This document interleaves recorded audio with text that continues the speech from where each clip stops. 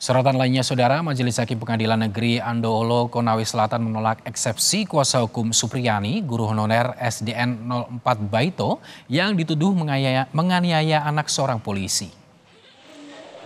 Dalam putusan setelah Hakim Pengadilan Negeri Andoolo, Konawe Selatan, Majelis Hakim menolak eksepsi dari kuasa hukum terdakwa Supriyani dan meminta kasus dilanjutkan ke tahap berikutnya.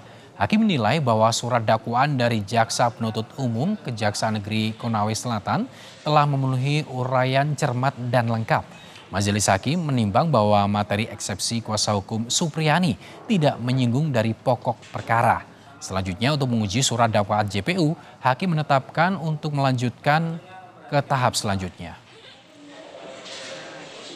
Penasihat hukum terdakwa untuk seluruhnya telah menyatakan tidak dapat diterima. Menimbang karena keberatan penasihat hukum terdakwa tidak diterima, maka pemeriksaan perkara ini harus dilanjutkan. Usai pembacaan putusan setelah Saudara, Hakim melanjutkan sidang terdakwa Supriyani dengan materi pemeriksaan saksi anak yang berlangsung tertutup. Dari 8 saksi yang diajukan jaksa, baru 3 orang yang hadir, yakni korban anak dan 2 saksi anak.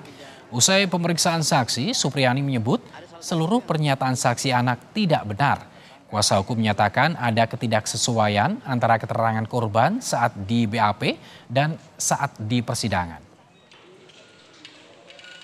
Keterangannya dalam BAP itu tidak sesuai dengan yang disampaikan di mana di persidangan tadi. Misalnya seperti masalah jam. Di BAP DAPA mengatakan jam 10. Itu kemudian di sini menyatakan lagi bahwa dia dipukul jam 8.30.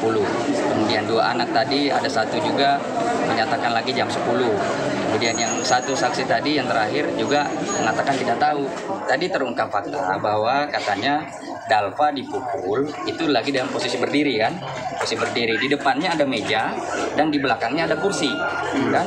Nah kursi itu setinggi bahu kalau dia duduk. Jadi kalau dia berdiri, kursi itu tentu menutupi pahanya, kan itu lukanya sejajar toh, sejajar di paha.